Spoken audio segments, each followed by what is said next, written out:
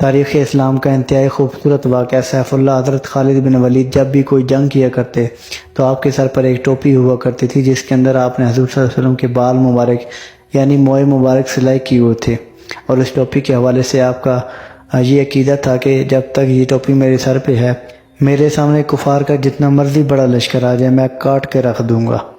لیکن ایک موقع ایسا بھی ہے کہ آپ جنگ کے ارادے سے نہیں گئے تھے، آپ کے سر پہ ٹوپی بھی نہیں تھی، آپ کفار کے نرغے میں پھنس گئے، پھر اللہ کی مدد کیسے پہنچی؟ جنگ یمامہ صدیق کے دور کی سب سے بڑی جنگ اور خوفناک جنگ، 1,00,000 رومیوں کا لشکر، 12,000 مسلمانوں کا لشکر انہوں نے تہہ کر دیا تھا، اکھاڑ کے رکھ دیا تھا۔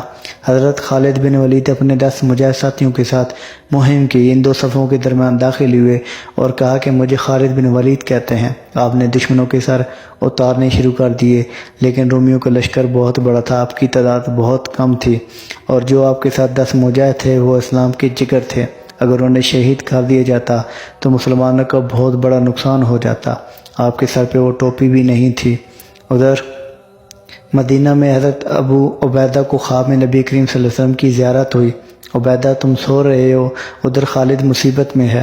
ابو عبیدہ کی آنکھ کھلی، ننگے سر ننگے پاؤں دوڑ لگا دی، مدینہ کی گلیوں میں اعلان کروا دیا کہ لشکر تیار کرو، خالد مصیبت میں ہے۔ برق رفتاری کے ساتھ جوک تر جوک لوگ شامل ہوئے، 3,000 کا لشکر فوراً تیار کر لیے گئے۔ لشکر تیار کر کے ان کی طرف رخ کیا، لشکر کے قریب ایک نقاب پوش زیرہ پہنے شاہ سوار اس برق رفتاری سے گزرا کہ ابو عبیدہ کے لشکر سے بھی آگے نکل گیا۔ ابو عبیدہ چونکہ امیر تھے تو انہوں نے ایک دستہ پیچھے بھیجا، اس نے روکا لیکن وہ رکنے کا نام نہیں لے رہا تھا۔ پھر انہوں نے کہا کہ آپ کو امیر بلا رہے ہیں، پھر وہ شاہ سوار رکا۔ ابو عبیدہ قریب گئے، پوچھا کون ہو؟ پردے کے پیچھے سے ایک نسوانی آواز آتی ہے کہ میں حضرت خالد بن ولید کی زوجہ ام تمیم ہوں۔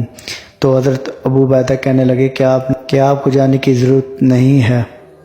تو کہنے لگی کہ جب میں نے اعلان سنا کہ خالد مصیبت میں ہے تو میں ڈر گئی تھی کہ اللہ کا شیر بھلا کیسے مصیبت میں آ سکتا ہے۔ تو پھر میرے ذہن میں یہ خیال آیا کہ ان کی وہ ٹوپی گھر رہ گئی جو آپ جنگ میں پہن کر جایا کرتے تھے، میں وہ ٹوپی لے کر آئی ہوں۔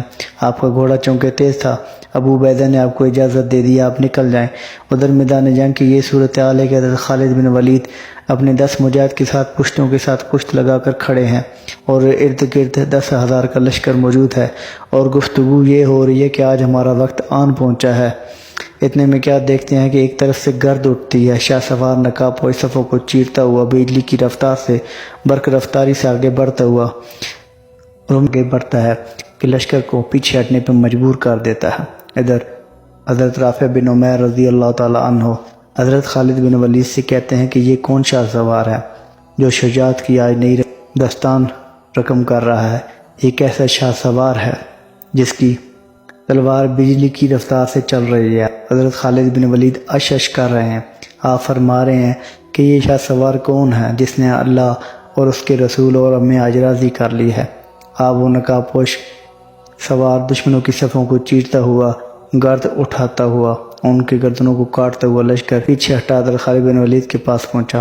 تو خالد بن ولید پوچھتے ہیں اے شاہ سوار مرد مجاہد تو بتا ہے کون؟ تو میدان جنگ میں ایک نسوانی آواز گونجی، انہوں نے شاہ سوار پردہ ہٹایا، کہا میں آپ کی بیگم ام تمیم ہوں۔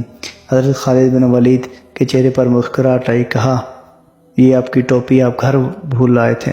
حضرت خالد بن ولید نے جب وہ ٹوپی سر پہ رکھی، حضرت ابو عبیدہ کا 3,000 کا لشکر آن پہنچا، تو پھر مسلمانوں نے کفار کو پیچھے ہٹنے پہ مجبور کر دیا۔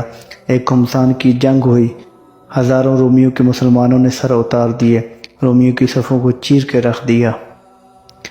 ٹل نہ سکتے تھے اگر جنگ میں اڑ جاتے تھے، پاؤں شیروں کے بھی میدان سے اکھڑ جاتے تھے، تو اسے سرکش ہوا کوئی تو بگڑ جاتے تھے، دیکھ کیا چیز ہے ہم توپ سے لڑ جاتے تھے، اور دشت و دشت دریا بھی نہ چھوڑے ہم نے، بحر ظلمات میں دوڑا دیے گھوڑے ہم نے، یہ غازی یہ تیرے پرسرار بندے جنہیں تو نے بخشا ہے ذوق خدائی، دو نیم ان کی ٹھوکر سے سیر و دریا، سمٹ کر پہاڑ ان کی ہیبت سے رائے، اور دو عالم سے کرتی ہے بیگانہ دل کو، عجب چیز ہے لذت آشنائی، اور شہادت ہے مقصود مطلوب مومن، نہ مال غنیمت نہ کش پر کشائی، نکل کر صراع سے جس نے روما کی سلطنت کو لڑ دیا تھا، سنا ہے یہ قدسیوں سے میں نے وہ شعر پھر ہوشیار ہوگا انشاءاللہ۔ سلام پہنچے۔